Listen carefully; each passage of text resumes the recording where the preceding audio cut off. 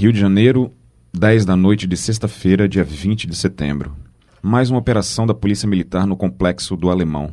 Tiros de fuzil assustam moradores da área.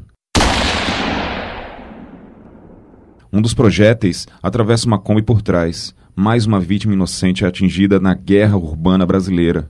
Uma menina de 8 anos. A 4ª criança só no Rio de Janeiro. A menina Ágata fazia balé. Telespectadores. Essa menininha linda fazia balé. Toda quarta-feira, minha amiga, meu amigo. E fazia balé há 2 anos, numa escola de dança perto do Complexo do Alemão. Mas neste mês de setembro, ela só foi uma única vez aos ensaios. A própria escola cancelou as aulas por causa das operações policiais na região. A reportagem é de Vivian Casanova, com imagens. A população acusa a polícia de ter iniciado o tiroteio. A polícia diz que foi recebida balas. Quem puxou o gatilho do tiro que matou Ágata? Quem é cúmplice desse assassinato? O tráfico de drogas, a guerra às drogas, o consumidor, o traficante, as milícias, as organizações criminosas, os presídios lotados que funcionam como uma escola do crime. Eu sou Leonardo Spinelli. Eu sou Rafael Carvalheira. E neste episódio de número 11 do Fato É, vamos discutir a violência que afeta principalmente a vida do morador de favela, das comunidades pobres espalhadas pelo Brasil. Mas também a parcela mais rica da sociedade, claro, acuada em condomínios e que também vive o medo de não conseguir voltar para casa todos os dias. A câmera de vigilância número 3 do condomínio mostra com clareza. Lado direito do vídeo, sozinha no carro e ao volante, a vítima faz a manobra para passar pelo portão da garagem, que abre. Com uma arma na mão, um homem a aborda. As imagens traduzem um susto. A mulher acelera e o homem atira. Nessa disputa entre criminalidade e policiais, o Brasil registra números de guerra civil. Segundo o Anuário Brasileiro de Segurança Pública, 57,3 mil pessoas foram assassinadas no Brasil de 2018 para 2019, uma taxa de 27 assassinatos para um grupo de 100 mil pessoas. Para se ter uma ideia, a taxa mundial, segundo a ONU, é de 6 assassinatos para 100 mil pessoas. Os policiais têm uma grande participação, inclusive, nesse quadro de mortes, né? De cada 100 mortes violentas, 11 foram pelas mãos de oficiais da lei. São 17 pessoas mortas diariamente pela polícia, mas eles também são vítimas. No ano passado, 343 policiais foram mortos e, além disso, há a pressão psicológica. 104 deles resolveram dar cabo à própria vida e se mataram. Para analisar esses números, a gente conversou com alguns especialistas no assunto. O primeiro a falar é o David Marques, do Fórum Brasileiro de Segurança Pública, que falou com a gente enquanto se deslocava para o aeroporto. Nossas cidades são tão violentas quanto barulhentas, né, Léo? A questão da letalidade policial no Brasil é preocupante, o número é alto, né? Se a gente faz esse exercício de comparação, o quanto significa as mortes cometidas pela polícia dentro das mortes violentas intencionais em geral, a gente vai chegar à conclusão de que a cada 100 mortes violentas intencionais, 11 foram cometidas pela polícia no Brasil, em média, né? Isso é muito alto, porque estudos como o do Inácio Cano estabelecem que num padrão ali, se você está até 10 mortes pela polícia a cada 100 homicídios, mais do que isso, você passa a ter um cenário de um indício de uso abusivo, inclusive ilegal da força pelas polícias, que não é desejável. Mas a gente tem também outros estados em que isso essa proporção é muito menor, como por exemplo, a gente tem casos como o da Paraíba e como aqui em Pernambuco mesmo, a cada 100 mortes, 3 são pela polícia. Então você tem cenários muito diversos que indicam que não é um problema a nível de Brasil, porém ele é muito, muito focado em alguns estados. E mais especificamente em relação aos locais onde acontecem essas ocorrências, aí de fato tem a ver com esse tipo de cultura policial de enfrentamento, de entender, entre outras coisas, que existem locais, regiões, bairros que você deve agir com mais violência do que do que outros, né? E no Rio de Janeiro, onde isso é muito territorializado, principalmente essa concepção do que é uma favela e o que é asfalto, né? Isso fica mais intensificado ainda, né? A gente sabe que a violência policial é um problema que precisa de fato ser resolvido no Brasil, mas também não dá para ignorar, desconsiderar a pressão que esses agentes enfrentam todos os dias nas ruas. Por isso mesmo a gente procurou um representante da classe de policiais para passar um pouco da ideia para vocês que estão nos ouvindo de como é essa rotina, essa pressão de ir para a rua sem saber também o que vai encontrar pela frente. A gente conversou com o subtenente Gonzaga, que abraçou a causa policial e já está no segundo mandato aí como deputado federal pelo PDT de Minas Gerais. O legal dessa conversa é que o subtenente aproveita para apresentar um projeto que ele está trabalhando lá na Câmara, justamente para reduzir essa cultura do enfrentamento, né, que o David Marques falou agora há pouco para a gente. A ideia do deputado mineiro é que os PMs também possam fazer o trabalho de investigação. Com o trabalho de inteligência, defende o deputado, isso evitaria aí confrontos desnecessários. Vamos ouvir o que ele tem a dizer. O estresse enfrentado pelos policiais militares no Brasil, pela polícia de um modo geral, mas em especial os polícias militares que fazem o dia a dia do policiamento ostensivo, ele decorre, obviamente, de uma série de fatores. Um deles, se poderia dizer com toda segurança, que é o volume da violência, né? Nenhum policial militar sai de casa com a segurança do que vai enfrentar.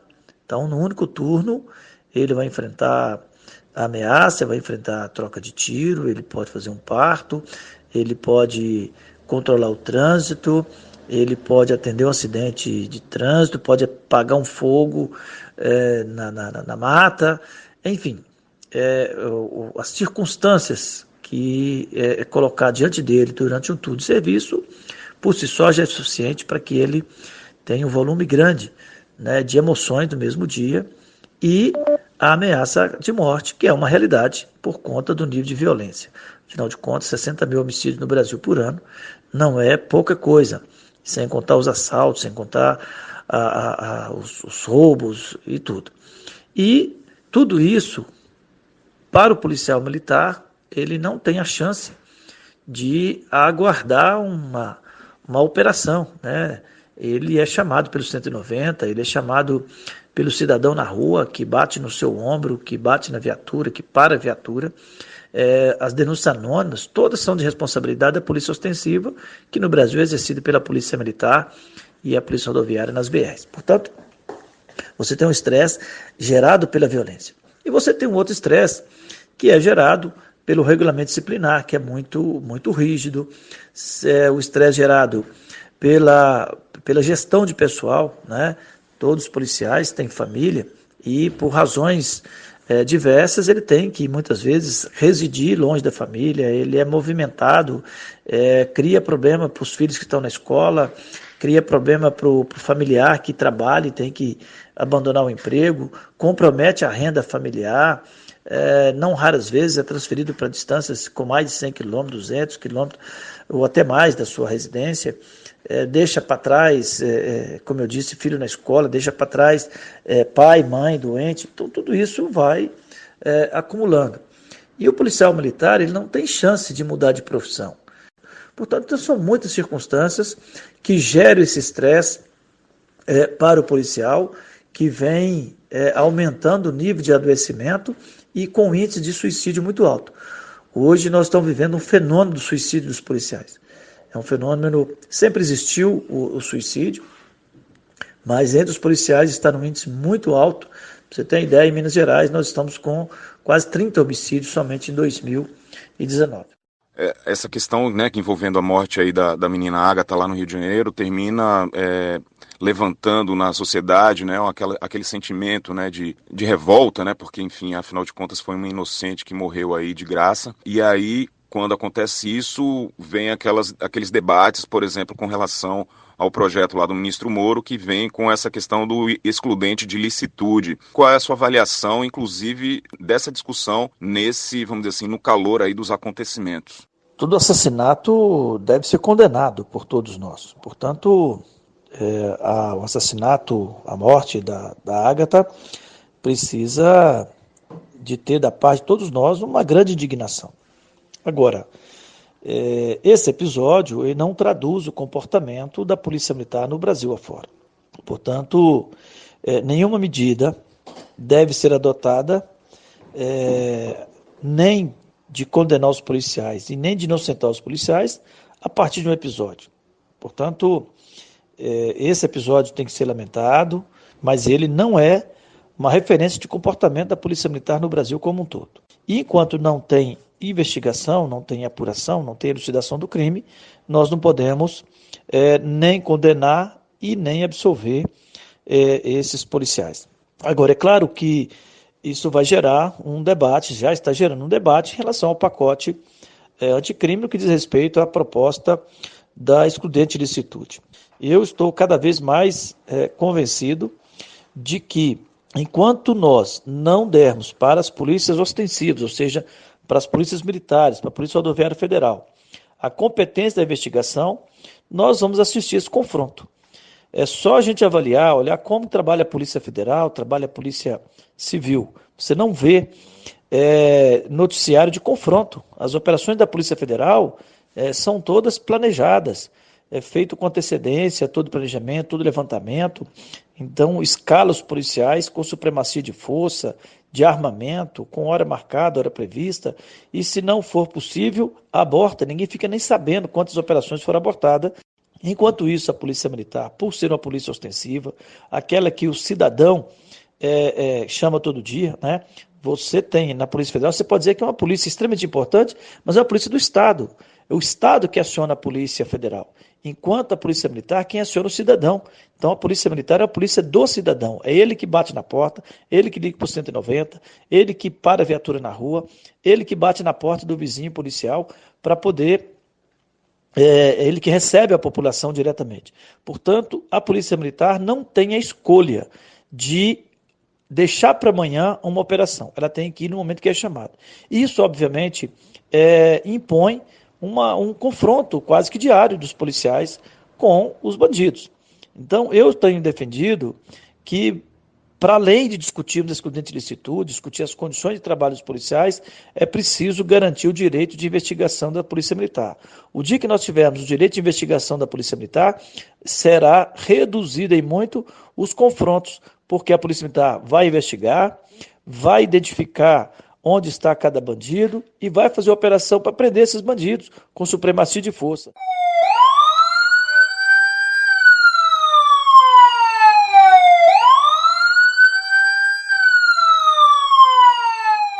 Quando o trabalho da polícia, do policial e da corporação é bem feito, toda a sociedade agradece. Mas a gente também precisa citar que há trabalho de maus profissionais, né? Como em toda profissão, há bons e maus profissionais, na polícia também. E aí entra a polêmica do excludente de licitude, porque aí está tudo nesse pacote, o mau profissional, a atuação dele na rua e o quanto ele pode estar protegido por uma legislação excessiva, uma legislação que não adote punições corretas para aquele profissional que sair da linha de conduta. É bom lembrar que o excludente de licitude está no pacote anticrime do ministro Sérgio Moro, né? Que tramita nesse momento no Congresso. Então, quem faz uma crítica com relação a esse excludente de licitude é o David Marques, né? Que a gente já conversou com ele, mas a gente vai voltar com a fala dele. Ele lembra que muitos policiais alteram o cenário para dar a sua versão para crimes aí, né? E a prática, a gente pode lembrar muito bem, antiga no Brasil, e o livro Rota 66 do jornalista Caco Barcelos conta uma história acontecida nos anos 70, né, de um grupo de jovens que foi brutalmente assassinado ao tentar fugir da temida Veraneio 66, né, que dá nome ao livro da Rota, né, de São Paulo. E no livro o jornalista destrincha aí todas essas práticas obscuras da polícia para proteger os policiais que matam. É um livro que é muito importante para quem entra também na profissão de jornalista, né? Um exemplo de reportagem, mas também para todo mundo que queira conhecer um pouco desse universo policial no Brasil. Nesse caso, já faz algum tempo, mas tem muita coisa que ainda é parecida hoje. Bom, a proposta de ampliação do excludente de licitude não é nem a criação, né? Porque essa figura jurídica ela já existe. Se o policial cometer alguma morte, for responsável por alguma morte, numa situação em que não havia outra opção, né?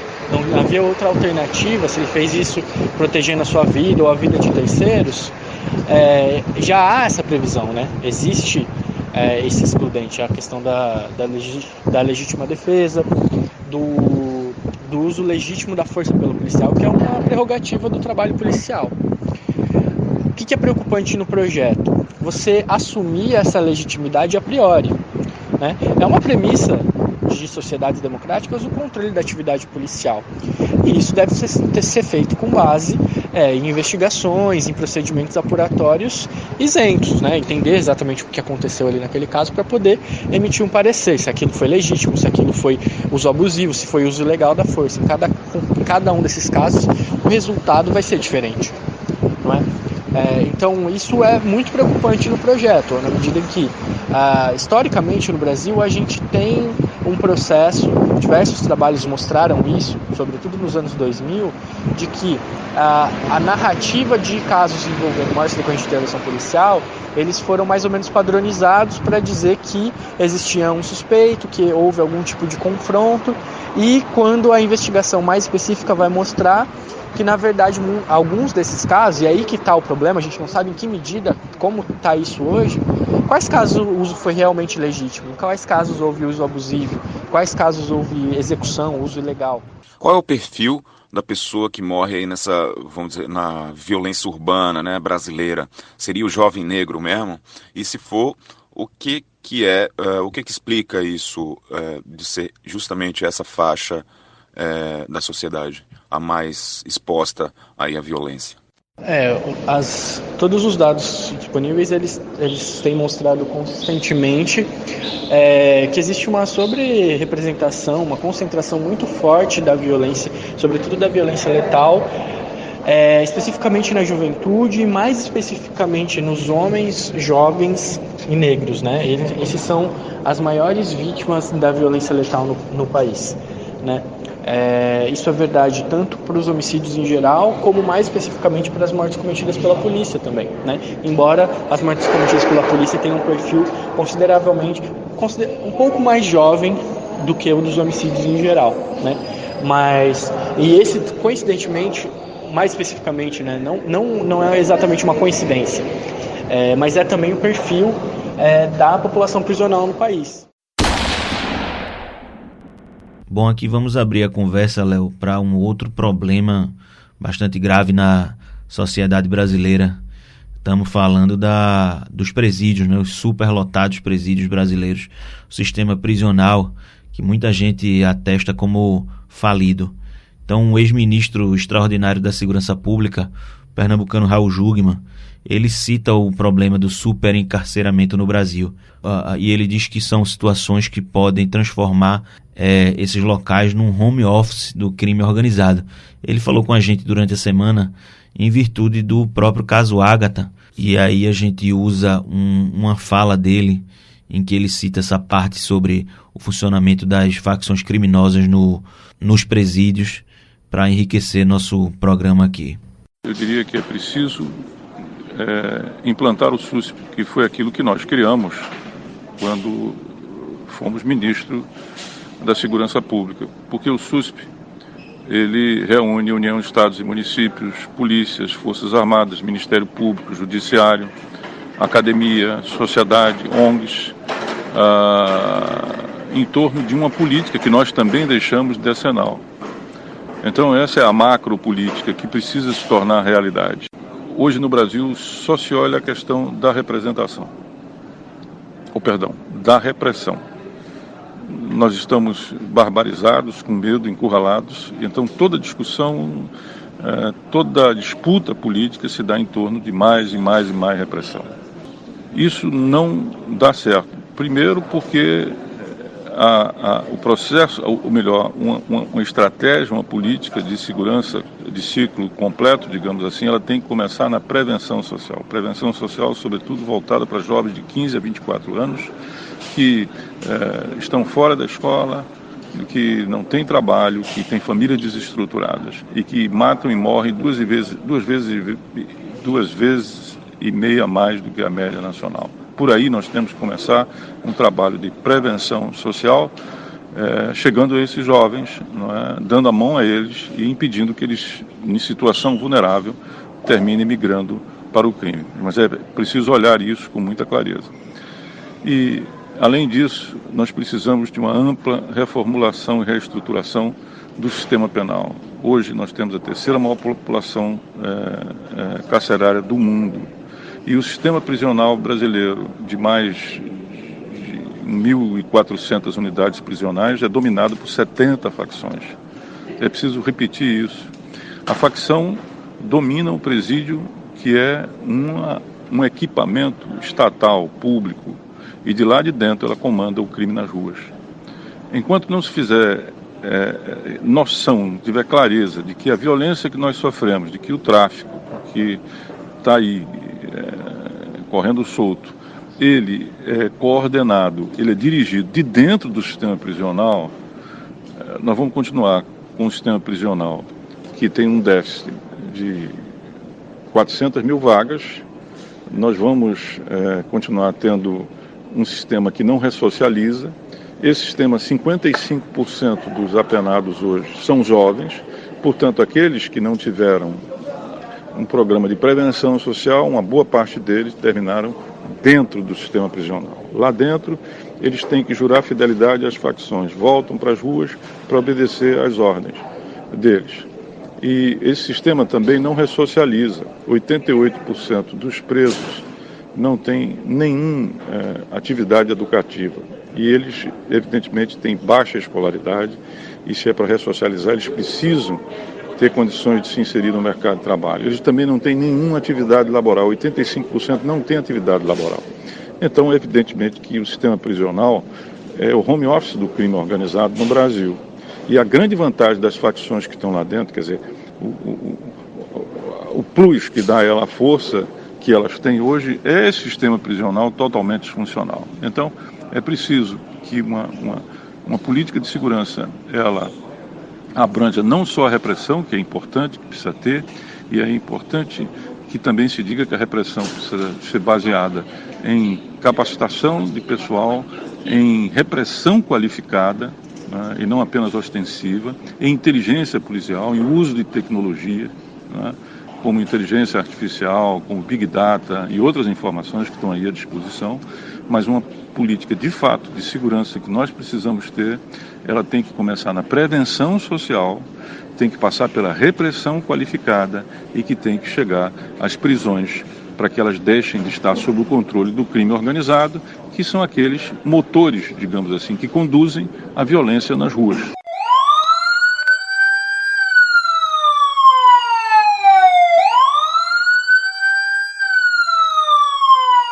Bom, a gente viu que o quadro de problemas não é para um amador resolver, claro. Mas, apesar de tudo isso, houve uma diminuição no número de crimes letais no país no ano passado, de 2017 para 2018.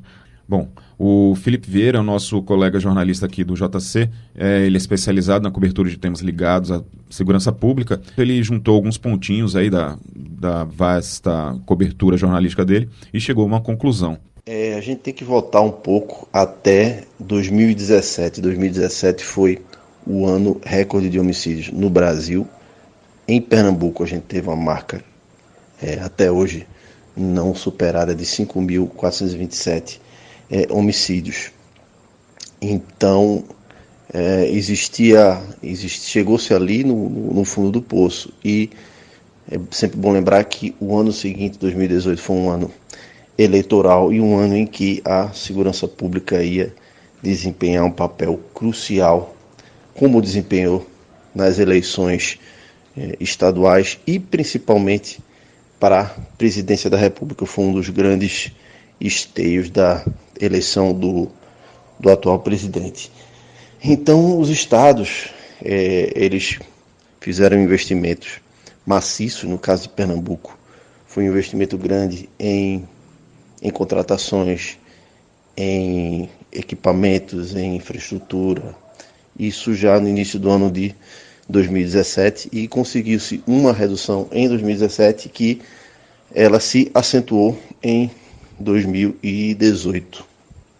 Então, é basicamente não se fala de fenômeno, mas é um esforço muito grande por parte dos estados para combater uma situação que estava simplesmente inaceitável ali. O Brasil chegou nesse recorde de homicídios no ano de 2017.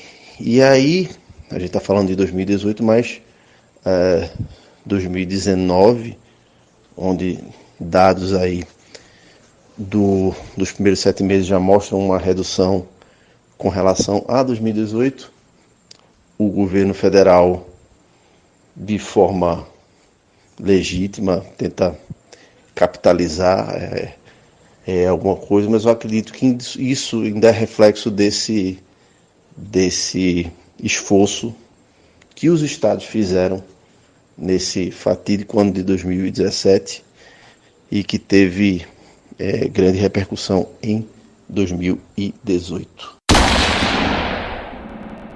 O doutor em Sociologia pelo UFPE, Eduardo de Alencar, vai ainda mais longe.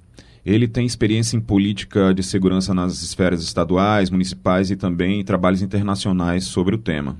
Algumas pessoas consideram que a transição demográfica estaria auxiliando na queda dos crimes de mortes no país. Como a população estaria ficando mais velha, os jovens que são mais propensos a cometer crimes estariam em menor número presentes nas ruas da cidade. Mas para Eduardo Alencar, a redução vem mesmo de um esforço iniciado no governo Temer e que vem sendo intensificado agora com o Bolsonaro, com reflexos, inclusive, ele diz, no terror psicológico, como ele diz, sobre os pretensos criminosos, com essa nova abordagem mais dura das forças de segurança. Em relação à redução da violência, e principalmente esses números que são bastante expressivos, eu acho muito difícil e talvez até um pouco leviano atribuir a uma transição demográfica uma queda tão significativa nos últimos 2 anos.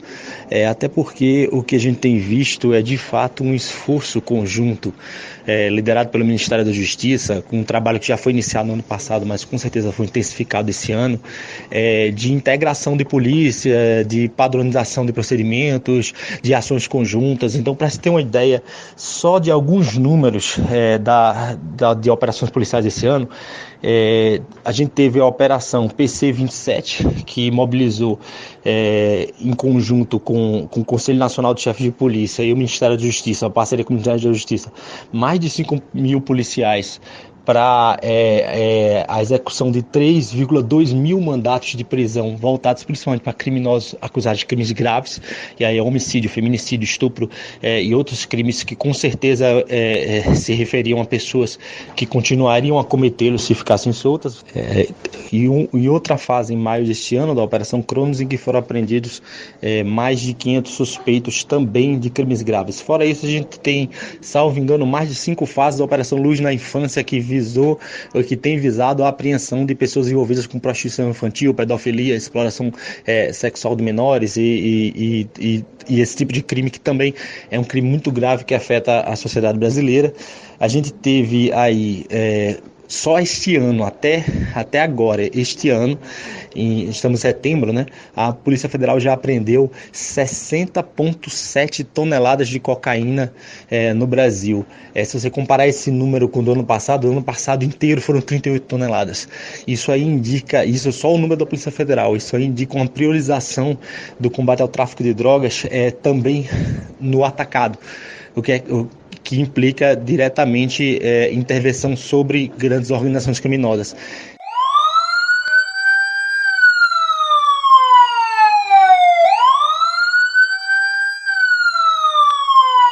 Sobre esse ponto também é importante falar que se tem exercido um efeito dissuasório forte contra essas organizações. Então a cúpula do Comando Vermelho, a cúpula do PCC tem sido diretamente afetada por ações da Polícia Federal e de outras instituições de justiça. É bom lembrar que o governo esse ano conseguiu fazer a transferência das lideranças do PCC para presídios federais, algo que historicamente era tomado como impossível, né, que o Estado de São Paulo nunca tinha conseguido fazer e foi feito esse ano, e organizações estão sendo desmobilizadas em vários locais. A gente pode pensar, por exemplo, na intervenção pesada que aconteceu em Fortaleza no início desse ano, quando daquela onda de mega rebeliões e de atentados públicos na cidade. A gente pode também pensar no que está acontecendo agora, nesse instante, em Altamira, e nos projetos para controle de fronteira do governo. Então, assim, é muito difícil não associar redução de homicídio com prisão de homicidas, certo? Então, a regra nesse tipo de crime é que geralmente pouca gente faz muito barulho. Quando você foca nos criminosos violentos, e é o que me parece que tem sido feito até agora, você tem uma redução generalizada disso, porque você produz não só o efeito incapacitante sobre quem está matando, como o efeito dissuasório sobre quem está pensando em matar. Então eu acho que é esse que tem sido o foco do governo desde o início do ano, como foi anunciado pelo ministro, que teriam três pilares, né, que era combate à corrupção, redução de criminalidade violenta e combate ao crime organizado. E a gente tem visto resultados sobre isso e que com certeza tem impactado diretamente nas estatísticas de crime. São medidas contra corrupção, crime organizado e crime violento. Na nossa concepção, esses três problemas caminham juntos. O crime organizado alimenta a corrupção, alimenta o crime violento. Boa parte dos homicídios estão relacionados, por exemplo, a disputas de tráfico de drogas ou dívidas de drogas. E, por outro lado, a corrupção esvazia os recursos públicos que são necessários para implementar essas políticas de segurança pública efetivas. Então, é um projeto simples, com medidas bastante objetivas, bem fáceis de serem explicadas, ponto a ponto, para poder enfrentar esses três problemas. Alencar também faz um contraponto aos argumentos de Raul Jungmann em relação ao nível de encarceramento no Brasil. Na segunda quinzena de outubro, ele vai lançar um livro pela editora Record, chamado De Quem é o Comando? O Desafio de Governar uma Prisão no Brasil.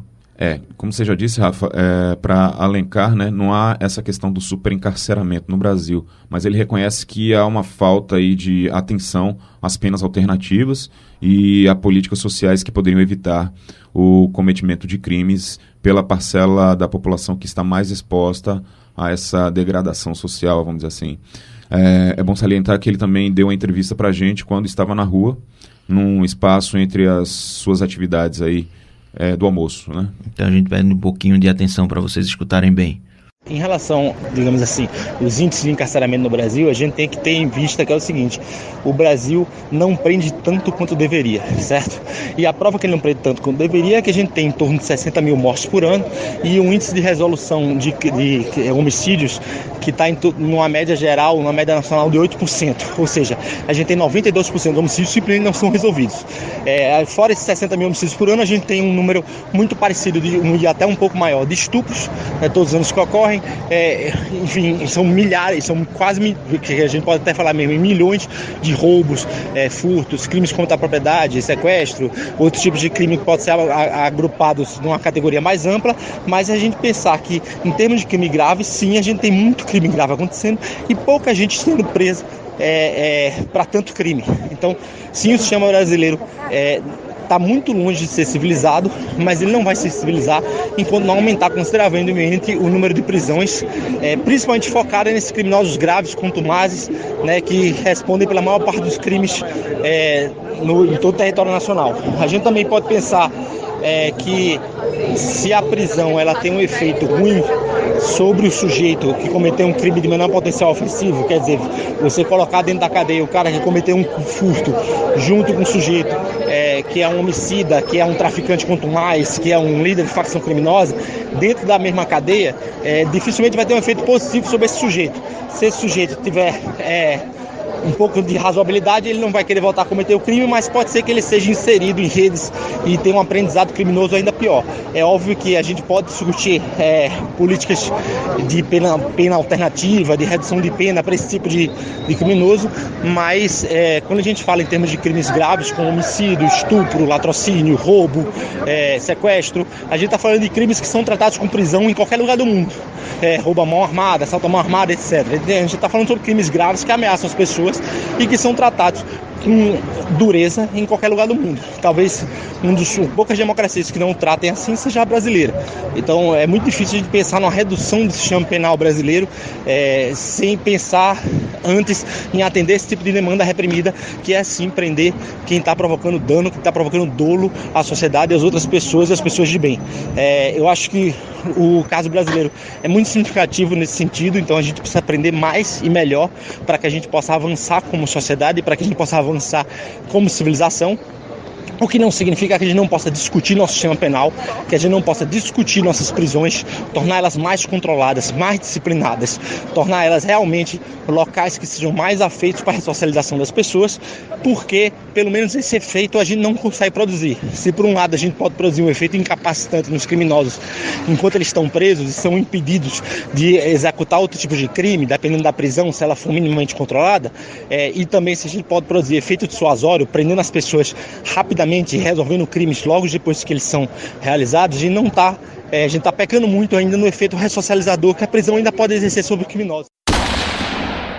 E para quem é do Nordeste, um dado do anuário que a gente já citou da violência, né, chama a atenção. Os estados da região, exemplo de Pernambuco, têm liderado aí a redução de mortes violentas. Mas para o Eduardo de Alencar, isso se deve em parte aí à base anterior que estava muito alta, ou seja, até 2017 se matava muito, né?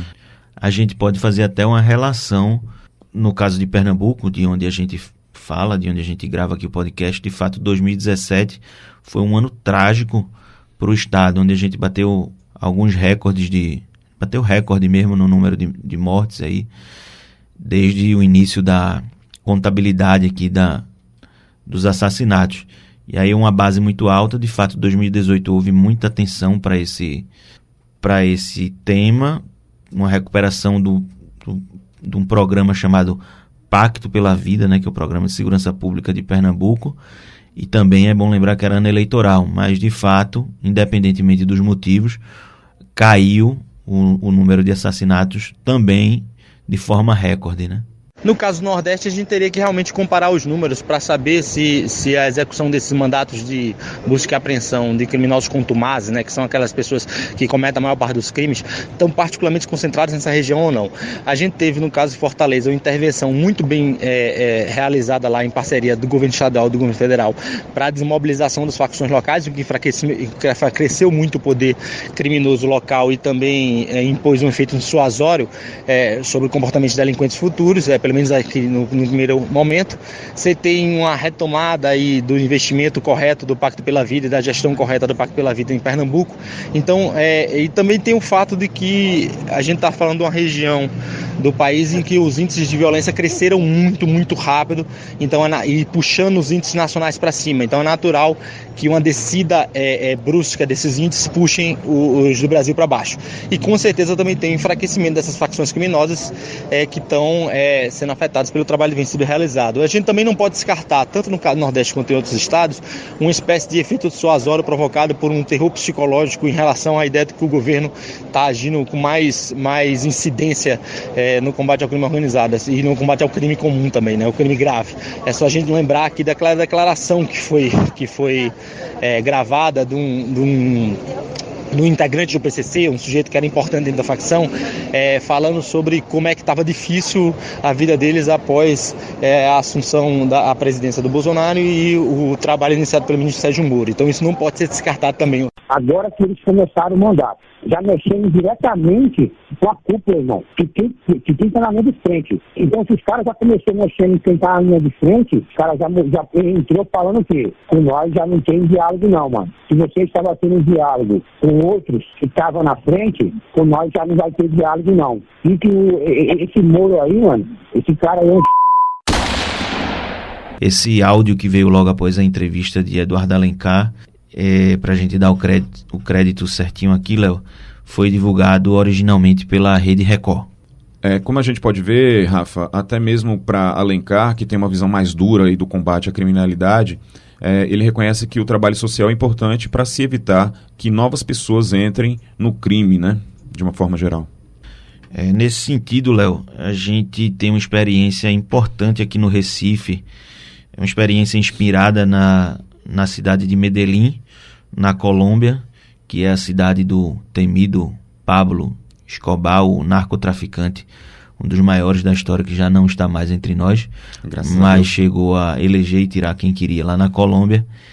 E tem, de fato, essa pegada de prevenção, né? De prevenção e inclusão para jovens e crianças de comunidades carentes. Diversão é o que não falta na programação dessa turminha, que se inscreveu na colônia de férias do Compaz Ariano Suassuna, no bairro do Cordeiro. São muitas atividades. Além da recreação, as crianças têm oportunidade de praticar esportes que até então não tinham acesso. E, segundo o secretário de Segurança Urbana, Murilo Cavalcante, o secretário de Segurança Urbana do Recife, esse projeto, que é o Compaz, vem mostrando resultados, né? Ele, para variar, nesse episódio aqui, ele estava em trânsito quando conversou com a gente, dessa vez, assim, num ambiente mais... A gente pode ouvir um pianinho de fundo, assim, ele estava num lobby de um hotel, estava bem instalado lá em Fortaleza, ele estava viajando. Mas é que o povo, para você ver, povo importante é assim mesmo, tem agenda muito ocupada e aí arruma umas brechinhas para falar com a gente sobre temas importantes. O Compaz foi inspirado na experiência de Medellín, que é Medellín, o que eles chamam de políticas integradas no território. Chega num território vulnerável, desigual, de extrema pobreza, com equipamento de altíssima qualidade para atender aquela população que lá reside. Lá em Medellín tem a Biblioteca Parque, UVA, Unidade de Vida Articulada, Programa Bom Começo, escola pública de altíssima qualidade, o que eles chamam de urbanismo social, alargar a calçada, melhorar a iluminação pública, fazer acesso decente para que a população possa se locomover e, o mais importante, um corredor de transporte público de altíssima qualidade, integrado, o metrô com o VLT, com o Metroclub, né? Isso leva dignidade para as pessoas, leva a cultura de paz, de não violência e, consequentemente, reduz substancialmente os homicídios naquele território. O que a gente pode dizer que o Compaz aqui no Recife já tem de resultados práticos em termos de redução de violência? É eficaz mesmo?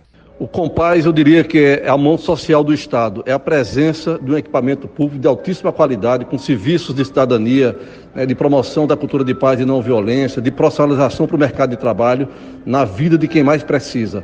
O Compaz Eduardo Campos, que já completou 3 anos e 6 meses de pleno funcionamento, houve uma redução em torno de 35% dos homicídios, mas mais do que isso, a população que é atendida naquele raio de 1,5 km, aprendeu a respeitar diferenças, de não agredir a mulher, de não agredir o vizinho, de respeitar o espaço público, de ter uma interação na comunidade, de uma convivência pacífica. Então, é isso que se propõe o Compaz. E, por exemplo, no Alto Santa Terezinha, no Compaz Eduardo Campos, no raio de 1,5 km, no ano de 2018, não foi uma só pessoa assassinada. Isso é uma grande vitória, é um grande caminho, mostrando que essa política de enfrentamento, com mais polícia, com mais arma de fogo, só leva mais dor, só leva mais transtorno para a população periférica dos grandes centros urbanos do Brasil.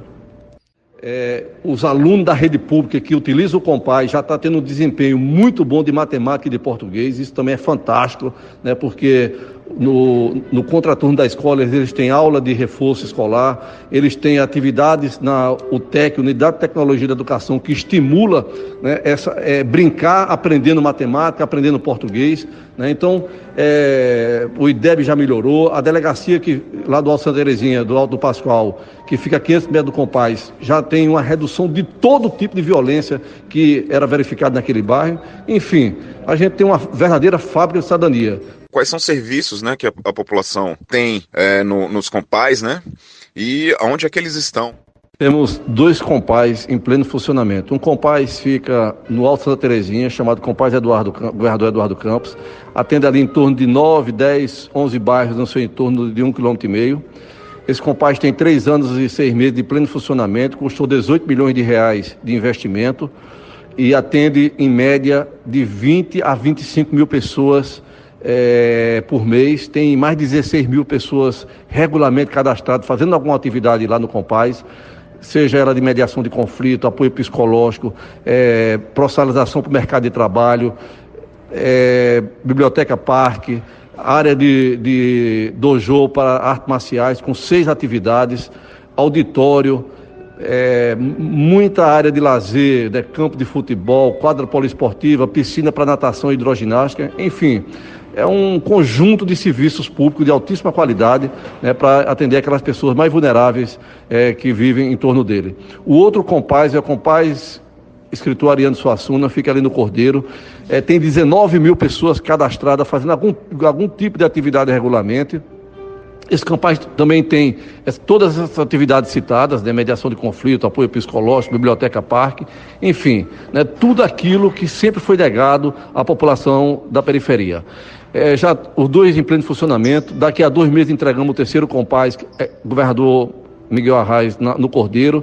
Em março de 2012 e 2020, entregamos o Compaz do Helder Câmara no Coque, e há dinheiro garantido para se fazer mais 3 Compaz. Vamos ter 7 Compaz em pleno funcionamento em Recife, que dá para atender aí uma grande parcela da população vulnerável de nossa cidade.